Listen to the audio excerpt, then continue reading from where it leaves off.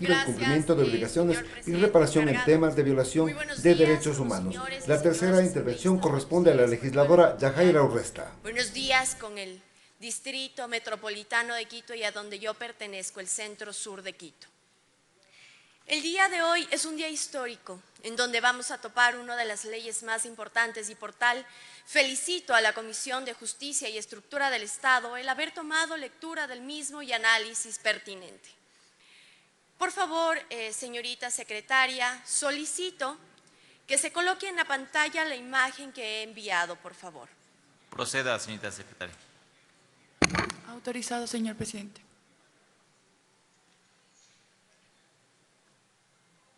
En los próximos instantes, y señoras asambleístas, vamos a continuar escuchando la intervención de la asambleísta Yajaira Urresta. La historia que se revela en esta fotografía es de la señora Zoila Chimbo, madre de Luis Eduardo Huachalá Chimbo, un joven de 23 años con discapacidad mental.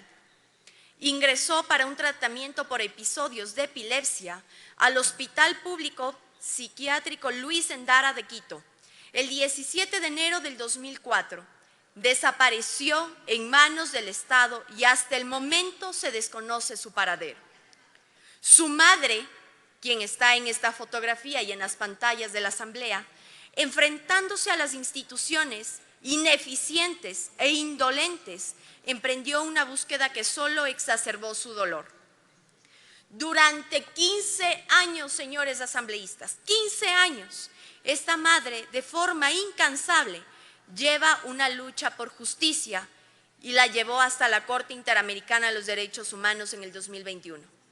Finalmente, la Corte se pronunció y da una sentencia en donde se reconoce la vulneración de los derechos de Luis Eduardo en manos del Estado ecuatoriano.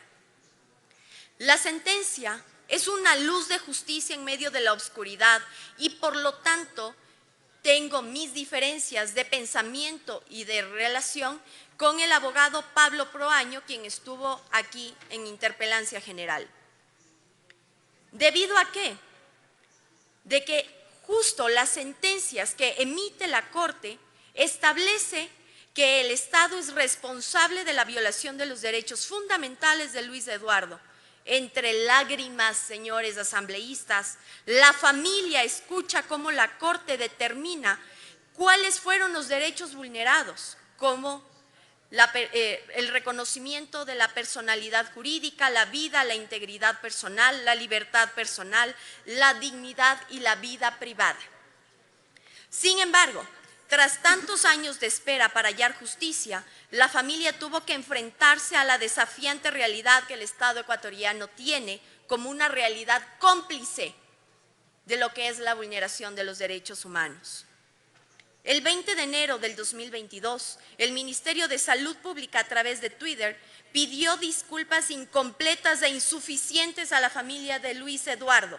Luego de recibir un rechazo por la familia de Luis Eduardo, Ecuador y la comunidad general, el ministerio tuvo, meses después, en septiembre del 2022, que finalmente recibir disculpas públicas en un acto conmemorativo de forma forzada. La investigación de Fiscalía no tuvo proceso. Fiscalía jamás hizo su trabajo. Desapareció Luis Eduardo y la identificación de los responsables hasta el día de hoy no se sabe. No es el único caso, señores asambleístas. Lamentablemente, los incumplimientos del Estado ecuatoriano en su relación con la Corte Interamericana de los Derechos Humanos se ha repetido caso tras caso.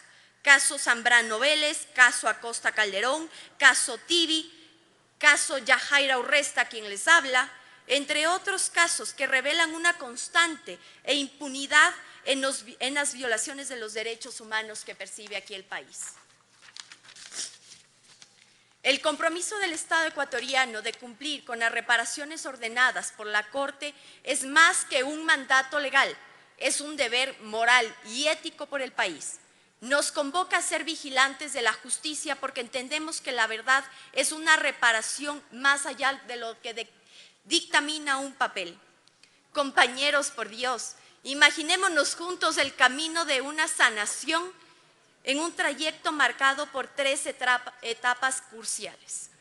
La primera, somos testigos de las consideraciones que tiene la víctima, donde el reconocimiento de lo vivido es el primer paso para legitimar la violación de derechos humanos.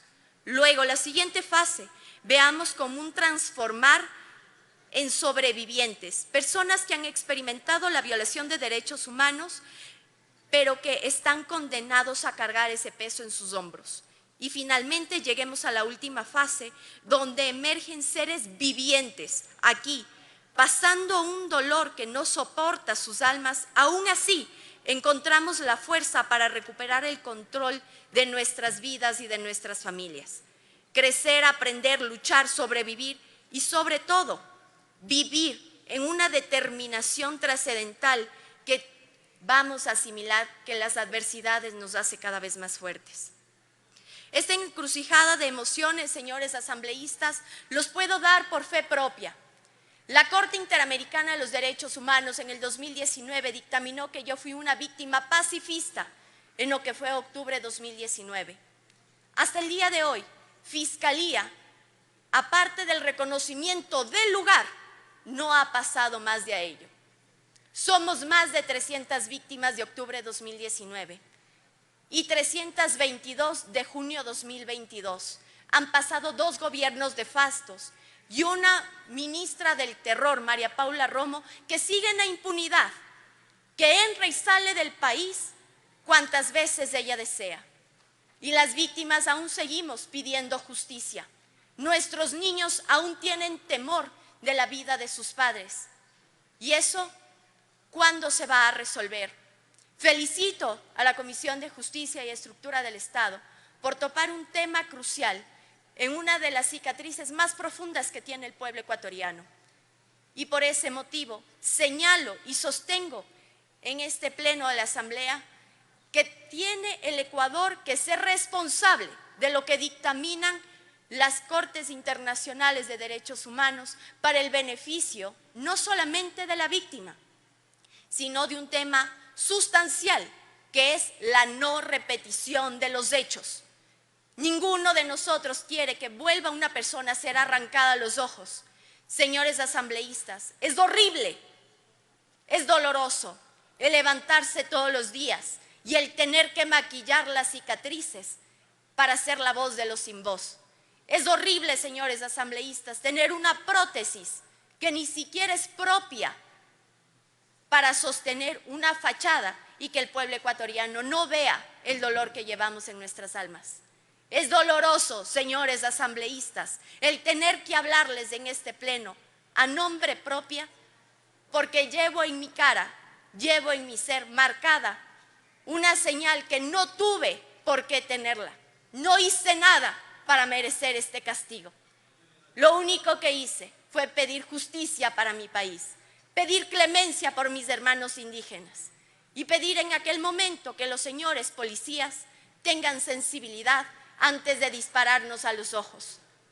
En Latinoamérica somos 700 hombres y mujeres sin ojos. Nos han marcado y necesitamos que el país y la Fiscalía General del Estado haga su trabajo, pero en vista que no lo hacen y en vista que lo único que hace la señora Diana Salazar es perseguir a los opositores políticos, pedimos que la Corte Interamericana sea escuchada en nuestro país.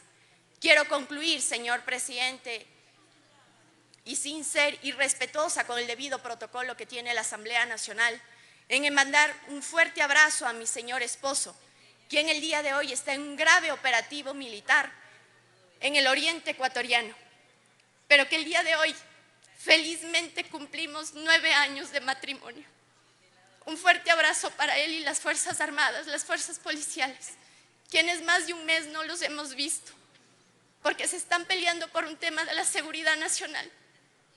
Espero que este pleno mi esposo algún día pueda ver y sepa que la voz de su esposa no es de su esposa, es de 18 millones de ecuatorianos.